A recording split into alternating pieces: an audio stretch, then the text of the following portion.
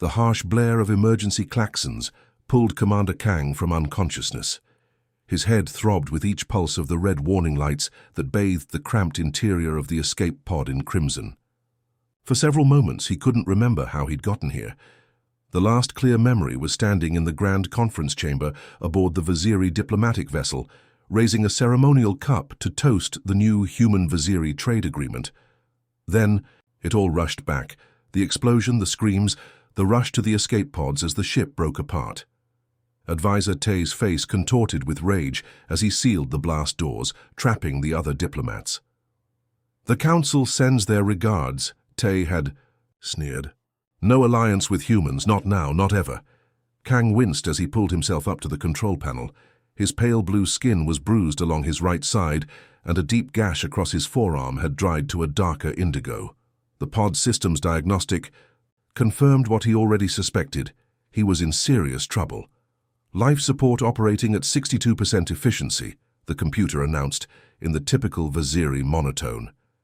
"Estimated operational time remaining, 30 cycles, 30 cycles, just over 2 standard Earth weeks." Kang's four-fingered hand trembled slightly as he activated the navigation system. The star map that appeared made his heart sink. He was adrift in the outer rim, far from any established trade routes or monitoring stations. "Computer, broadcast. Emergency distress signal on all frequencies," Kang ordered, his voice rough from the smoke he had inhaled during his escape. "Broadcasting," the computer confirmed. "Warning. Signal strength compromised due to damage to main antenna array. Effective. Range reduced by 73%. Kang slumped back into the pilot's seat. The outer rim was vast and largely unexplored. The chances of anyone picking up a weak distress signal were virtually non-existent. And even if someone did, he glanced at the small metal emblem pinned to his torn diplomatic uniform, the crest of the Viziri Alliance, 3 stars linked by a braided cord. The symbolism was clear: strength through unity, but also the Viziri's most sacred belief, self-reliance until death. For centuries, the Viziri had built their civilization on the principle that true honor came from facing one's fate alone. To be rescued was to admit weakness. To seek help was to surrender dignity. Even Viziri children were taught, better to die standing than live kneeling. And yet here he was, broadcasting a distress signal into the void. Outside the pod's small viewport, space stretched endlessly in all directions. Beautiful, terrifying. A glittering nebula hung like a cosmic curtain to his left, its swirling gases illuminated by the light of a distant star. If this was to be his tomb, at least it was magnificent. Kang activated the pod's log recorder. "This is Commander Kang of the Viziri Diplomatic Corps, recording Cycle 1 of emergency log. I am the sole survivor of an attack on the diplomatic vessel Harmony. The peace delegation was betrayed from within." He paused, collecting his thoughts. "The humans were not responsible. I believe elements within our government, specifically the Traditional Values Council, orchestrated this attack to prevent the alliance." He spent the next hour conducting a thorough inventory of the pod's supplies. The results were grim. Emergency. Rations for 25 cycles. Water recycling operating at half capacity. Medical supplies limited to basic first aid. The pod's small propulsion system had been damaged in the escape, leaving him adrift with only minimal maneuvering capability. As Kang treated his wounds with the meager medical supplies, he replayed the events that had led to this moment. The Viziri Council had been deeply divided over the proposed alliance with humans. The traditionalists saw humans as dangerous, unpredictable, and worst of all, emotional. The progressives, Kang among them, saw potential. Humans were adaptable, innovative, and possessed a remarkable capacity for cooperation that the Viziri, for all their technological advancement, had never mastered. "Computer, estimate probability of distress signal interception within 30 cycles, Kang requested, applying a healing gel to his arm. "Calculating. Probability of signal interception, 8.2%. Probability of interception by a vessel capable of rescue, 3.7%. Probability of rescue attempt, 1.2%. Kang nodded grimly. Those numbers aligned with his own assessment. The Viziri would not come. Even if they received his signal, tradition demanded he be left to his fate. Other species would hesitate to interfere with Vaziri customs, and humans were still new to this sector. Their ships were few and far between. Outside, something massive moved across his field of vision. A space whale, one of the enormous creatures that drifted through the void, feeding on stellar radiation and cosmic particles. Its translucent skin rippled with bioluminescent patterns as it glided silently past the tiny pod. Kang watched in wonder as the creature, easily the size of a small moon, disappeared into the darkness. How strange that even here, at the edge of known space, life found a way to exist. Night and day had no meaning in space, but Kang maintained the Vaziri cycle of rest and activity. He slept fitfully, dreams filled with explosions and Ty's betrayal. When he woke, he began a detailed record of everything he knew about the conspiracy against the Human Alliance. The Traditional Values Council feared human influence would weaken our culture, he recorded. Council leader Park specifically mentioned the human tendency toward rescue and aid as philosophical contamination. He believed any species that valued compassion over self-reliance was fundamentally flawed. Kang paused the recording, struck by the irony. Here he was, hoping against hope for rescue, while recording the words of those who would condemn such rescue as weakness. On the third cycle, the pod's air recyclers began to make a subtle whining noise. By the fourth cycle, the temperature had dropped several degrees. Kang rationed his food carefully, eating just enough to maintain strength. Each day, he recorded new observations of the stars, of passing asteroids, of his own fading hope. He thought often of the humans he had met. During the negotiations, Captain Jin of the Earth delegation had spoken passionately about the human concept of leaving no one behind. It had seemed so foreign to Kang then, the idea that strength came not from self-reliance, but from mutual support. Perhaps, Kang whispered to the emptiness of his pod on the seventh cycle, we have misunderstood what true strength is. As the days passed and his supplies dwindled, Kang continued to send his signal into the void. Each day, he watched as magnificent cosmic sights drifted past his viewport, asteroid fields glittering with ice crystals, distant stars burning in brilliant formations, and once a small robotic probe of unknown origin that zipped past too quickly for him to hail. I have lived my life by the Vaziri code, he recorded on the 10th cycle, his voice noticeably weaker. But facing death alone, I find myself questioning, is it truly weakness to accept the outstretched hand of another?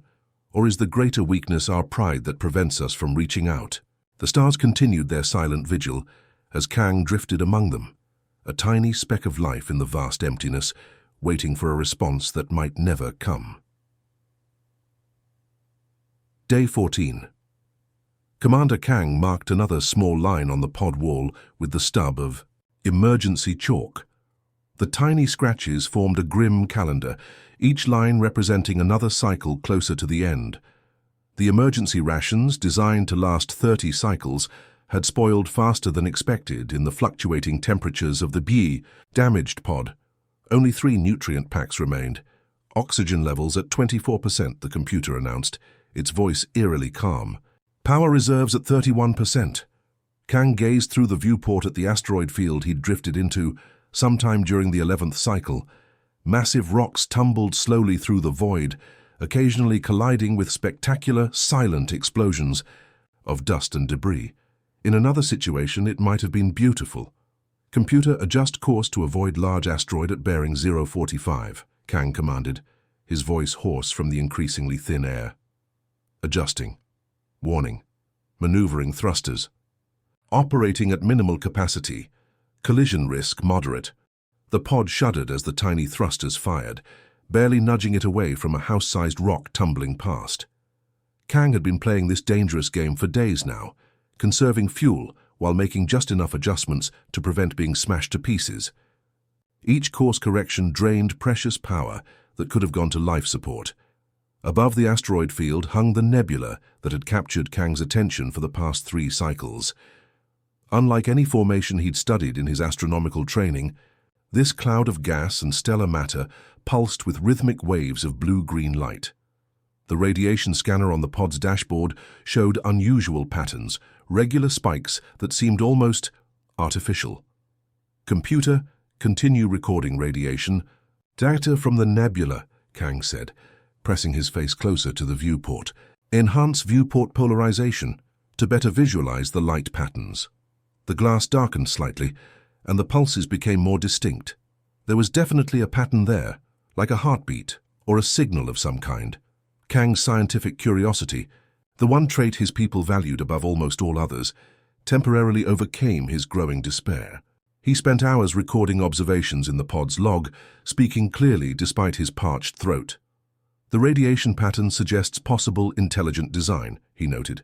"The pulses occur precisely every 4.3 minutes, with a secondary pulse at the 2.1-minute mark. Natural phenomena rarely display such mathematical precision. Could this be an ancient beacon, a navigation marker left by some long-vanished civilization?" A small warning light began blinking on the control panel. Another system failing. The water recycler had finally given out, leaving him with just half a container of drinking water. Kang stared at it for a long moment before turning back to his observations. In the distance, something moved among the asteroids, something that wasn't rock. Kang adjusted the viewport's magnification and caught a glimpse of a massive serpentine form, at least 100 meters long, weaving between the floating stones. A void serpent, one of the legendary creatures old Vaziri star maps had marked, with the warning, "Here swim dangers." The creature's scaled body absorbed light rather than reflected it, making it appear as a serpent-shaped hole in space itself. Only its eyes, 6 glowing red orbs arranged in a circle around what must be its head, betrayed its presence. Kang watched, transfixed, as the serpent coiled around a medium-sized asteroid and began to consume it, somehow pulling the minerals directly from the rock.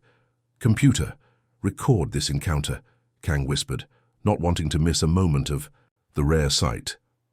Void serpent feeding behavior, previously undocumented in scientific literature.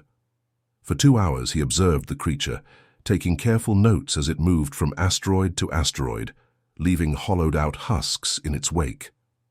When it finally slithered away into the darkness, Kang felt an unexpected pang of loneliness. Even the company of a legendary space monster was better than none. As the 16th cycle began, Kang found himself thinking more about the humans he'd met during the diplomatic mission. How would they face this situation? The human ambassador.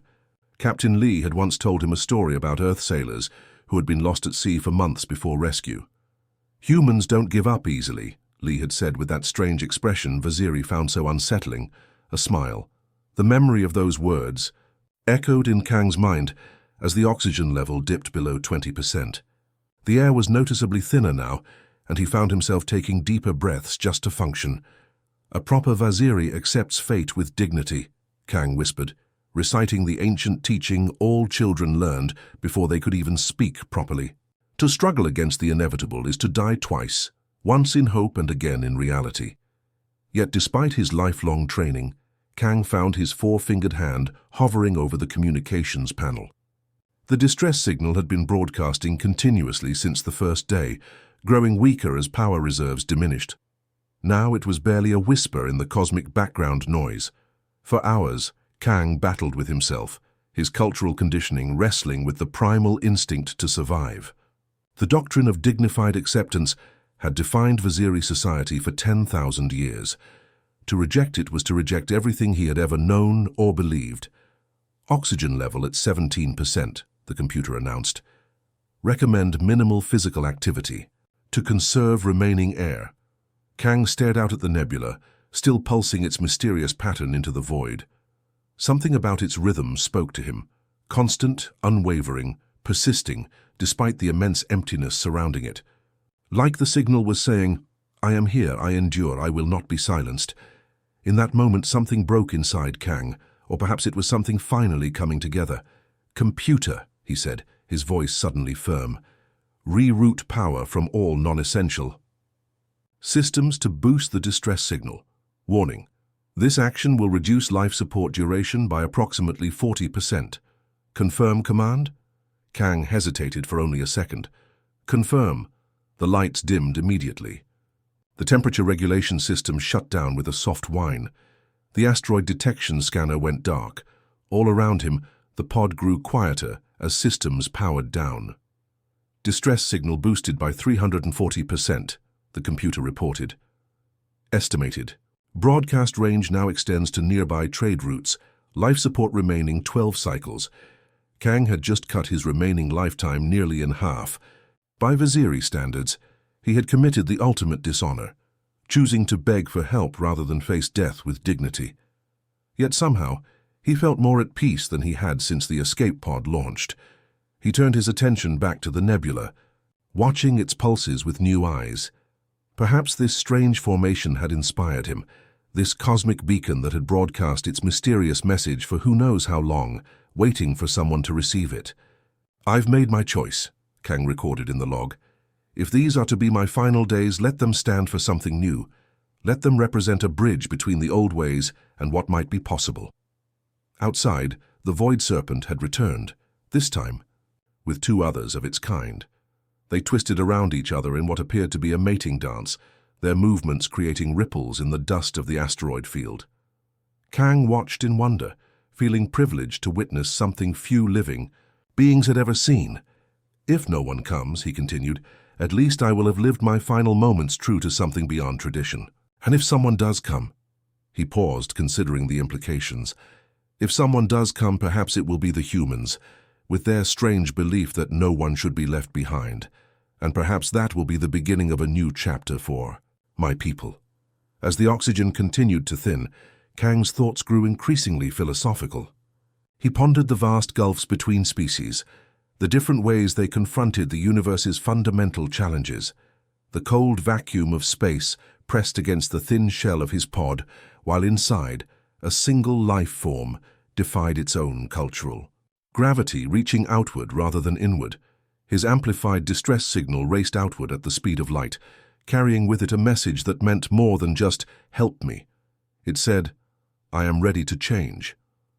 The emergency lights had stopped flashing 2 cycles ago, preserving the last dregs of power for life support.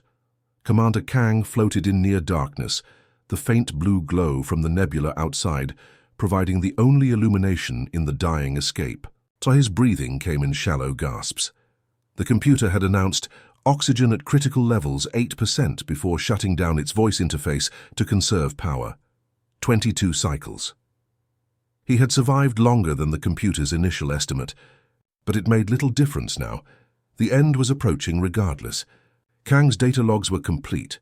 Detailed observations of the nebula's strange pulsing patterns, the feeding habits of the Void Serpents, and his final thoughts on the conspiracy that had led to his exile in space. Perhaps someday, someone would find them. Perhaps they would matter.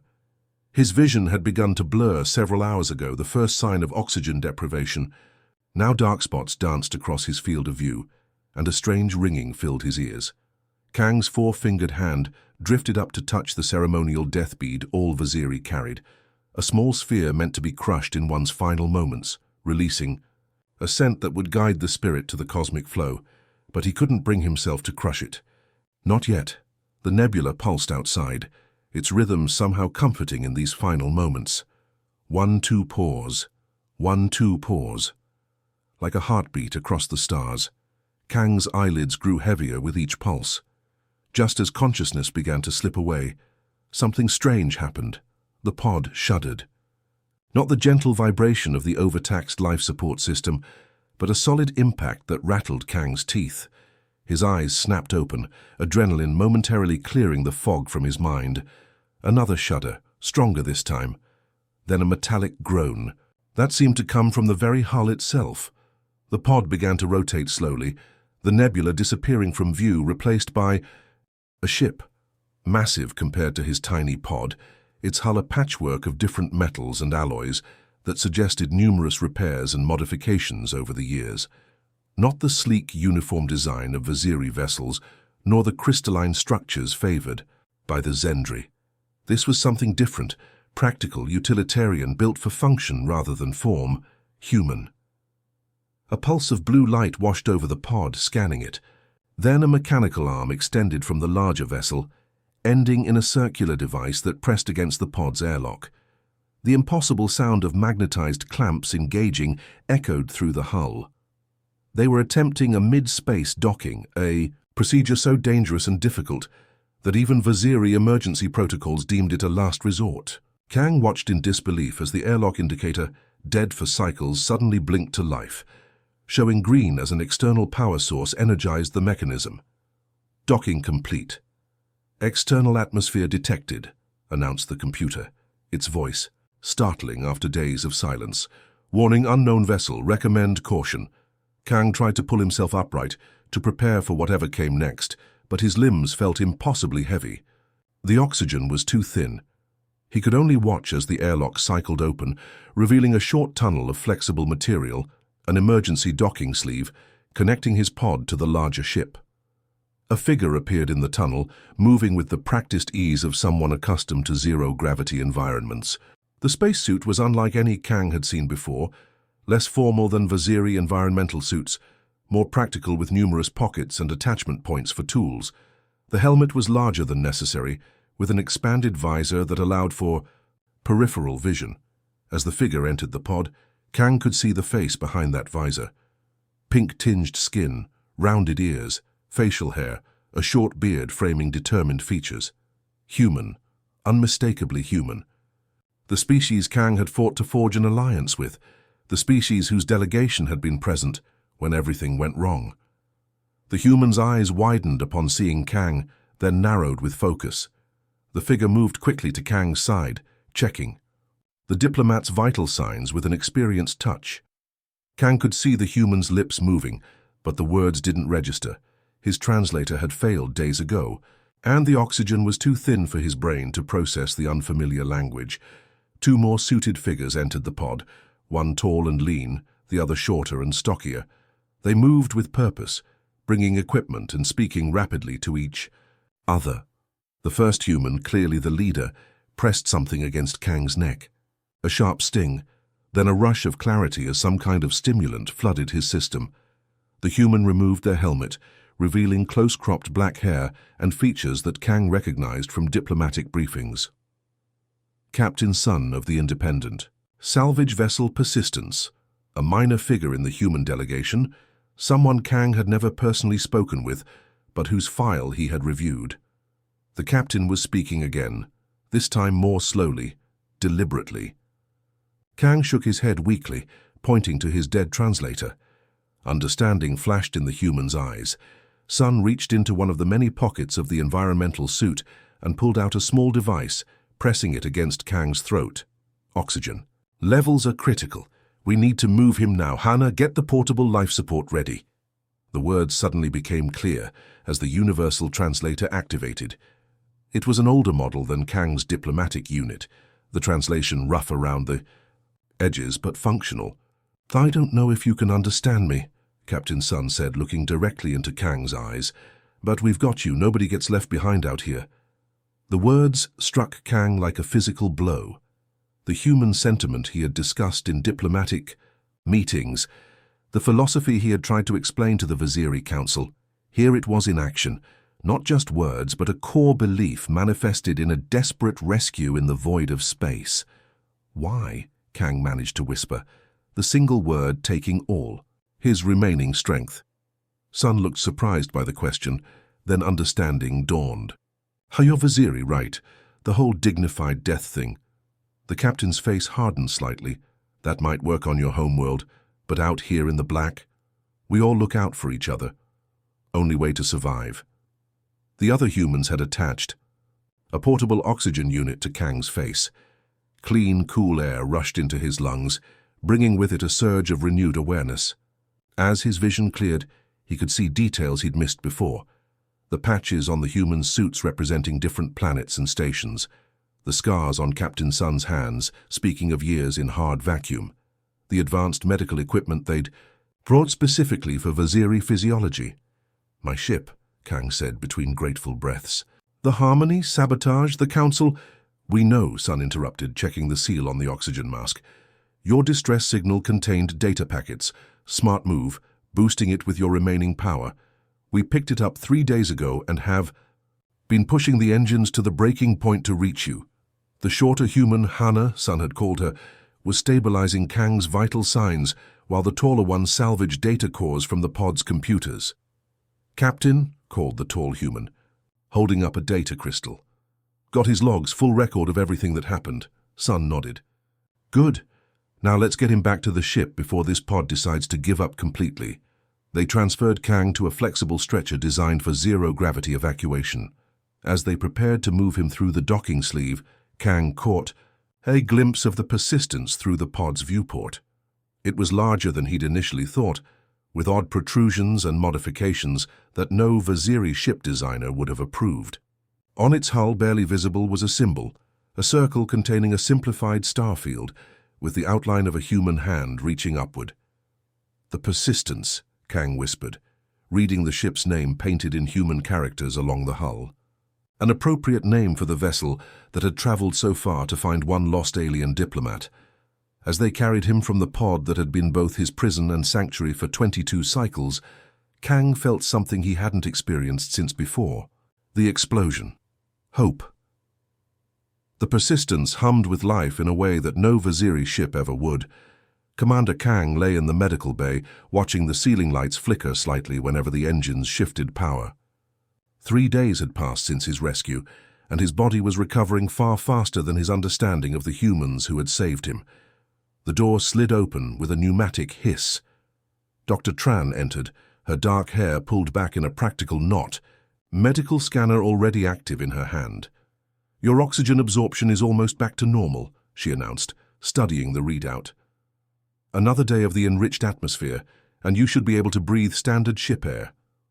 Kang nodded, still finding it strange how the humans looked him directly in the eyes when speaking, a gesture considered intimate among Vaziri. "I appreciate your care, Doctor, though I still don't understand why you provide it." Dr. Tran's scanner paused mid-air. "You keep saying that. Is medical treatment not common where you come from?" "Medical treatment, yes, but for a stranger. One who cannot offer compensation?" Kang gestured at himself. "By Vaziri standards, I ceased to exist the moment my escape pod launched. I became, as we say, stardust before the fact."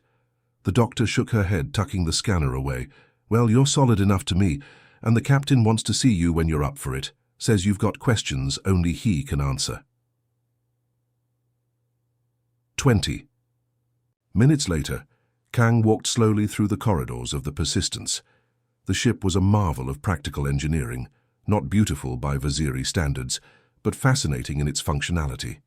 Exposed conduits ran along ceilings, repair, patches covered sections of wall, and handwritten labels marked important junctions.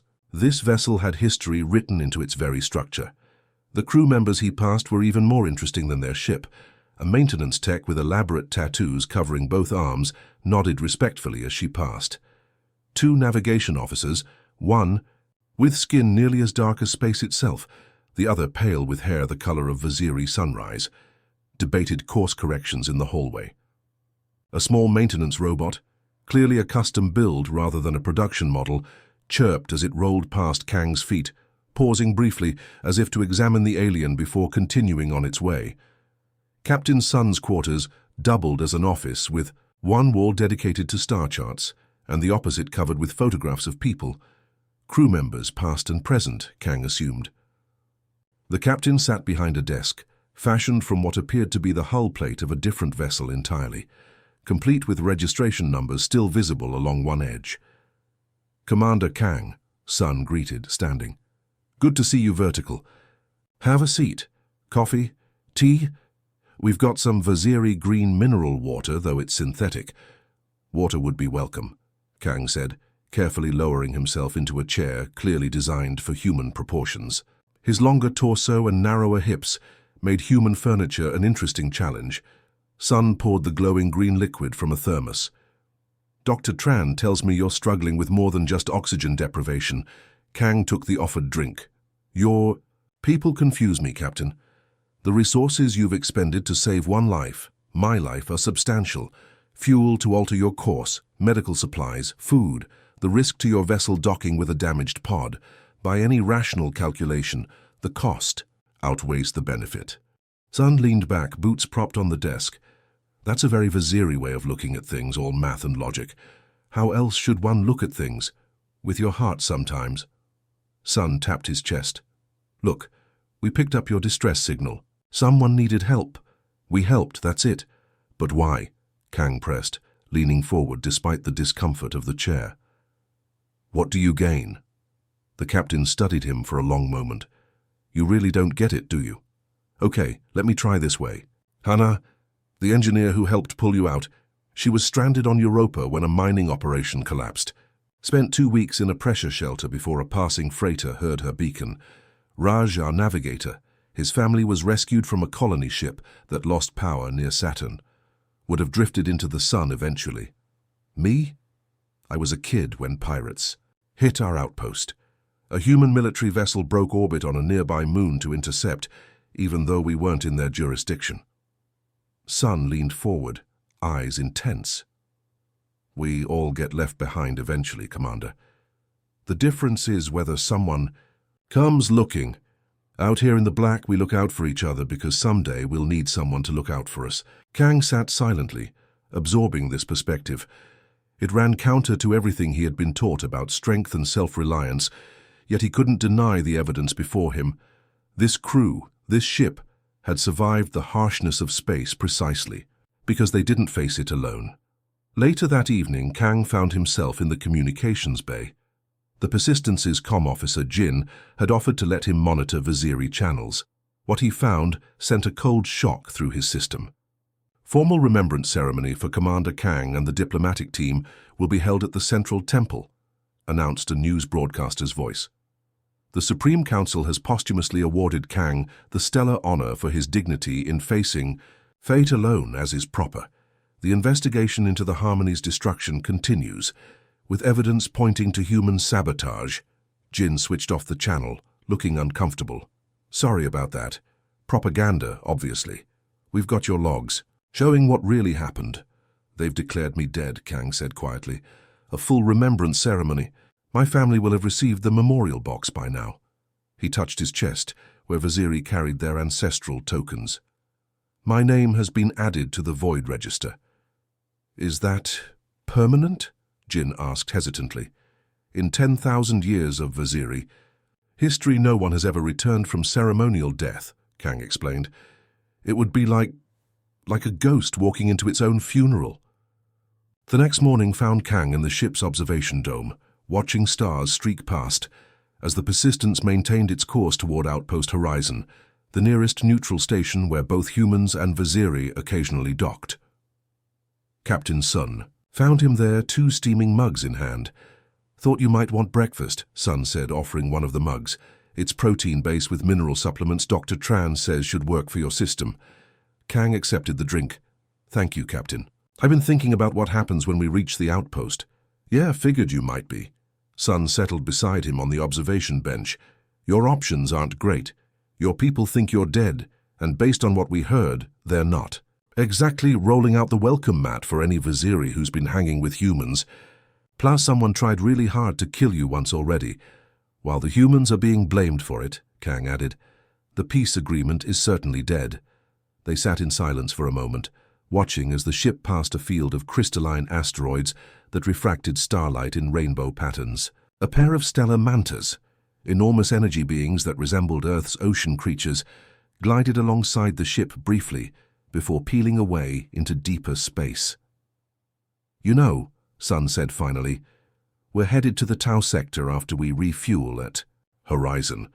Got a contract to survey potential colony sites. Could use someone with diplomatic experience when we inevitably run into whatever claims the territory already. Kang looked at the human captain with surprise. You would offer me a place after fulfilling your rescue obligation? Sun laughed, the sound echoing in the dome. There you go with obligation again. It's not an obligation, it's an opportunity. You're smart, you know things we don't, and we know things you don't. Seems like a fair trade. The stars continued. Their silent journey past the viewport as Kang considered a path his people would consider impossible. A second life, a life after ceremonial death. The Viziri way or the human way, the certainty of tradition or the chaos of possibility, I will need time to consider, Kang said finally. Sun nodded, standing. Sure thing. We've got 3 days before we reach Horizon. Just one thing to think about while you decide. Yes? Nobody gets left behind out here, Sun said. Not by us anyway. Even if you go back to your people, you'll always have a friend in the Persistence. That's the human way. The Grand Council Chamber of Outpost Horizon was designed to accommodate 17 different species, with adaptive gravity platforms, specialized atmospheric bubbles, and translation fields that converted even the most complex languages into universally understandable concepts. Today, representatives from 12 major spacefaring civilizations sat in their designated areas, expressions ranging from curiosity to outright shock as Commander Kang, officially dead according to Viziri records, approached the central podium. Behind him stood Captain Sun and the core crew of the Persistence, Dr. Tran, Engineer Hana, Navigator Raj, and Communications Officer Jin. Their presence broke multiple protocols. Typically, only official delegates could attend council sessions. But Kang had insisted, and Council Director Lo had made an exception. After all, everything about this situation was exceptional. The Viziri delegation sat rigidly in their section, their blue skin seeming to pale further as Kang stepped into the light. Councillor Park, head of the Traditional Values faction, appeared to be struggling to maintain his composure. Beside him, Junior Councillor Tay, the same Tay who had sealed blast doors and trapped diplomats during the attack, could not meet Kang's eyes. A murmur rippled through the chamber as Kang placed his data crystal into the podium's reader. The central display activated, projecting his ship's logs, personal recordings, and the damning evidence he had gathered during his 22 cycles adrift in space. Honorable representatives of the Interstellar Diplomatic Council, Kang began, his voice steady despite the emotion of the moment. I stand before you as a statistical improbability, a ghost according to my own culture, a failure according to my own traditions. He paused, looking directly at the Viziri delegation, and living proof that traditions, even those 10,000 years old, can be wrong. The chamber fell silent. As Kang's recorded evidence began to play, the explosion aboard the Harmony, Tay's words about the Council sending their regards, the conspiracy to prevent alliance with humans by staging an attack and blaming it on them. The evidence was irrefutable, enhanced by the Persistence's technical team to provide crystal-clear audio and visuals. The Traditional Values Council orchestrated this attack, Kang continued as the recordings ended. They were willing to sacrifice a diplomatic vessel, an entire delegation, and our peace agreement with humanity, all to maintain cultural purity and isolation. Councillor Park shot to his feet. This is outrageous. Commander Kang died with honor in space. This imposter has clearly been corrupted by human influences. Scan my genetic signature, Kang replied calmly. Match my voice patterns. I am Kang. And yes, I have been influenced by humans, influenced by their belief that life has value beyond cultural doctrines, influenced by their conviction that no one should be left behind. A member of the Zendri delegation, their crystalline form, catching the light, spoke next. The evidence is compelling. But what is your purpose in bringing this before the full council, rather than handling it internally among the Viziri? Kang nodded respectfully to the Zendri representative. Because this isn't just about one conspiracy, or one diplomat left to die. It's about a principle that affects all of us who travel among the stars. He gestured to the humans standing behind him. These humans risked their lives and their vessel to save someone they had never met, with no expectation of reward. How many of our civilizations can claim the same commitment? The chamber erupted in voices, some defensive, some thoughtful, some angry. Director Lo had to activate the sonic dampeners to restore order. When silence returned, Captain Sun stepped forward, requesting permission to speak. Director Lo nodded.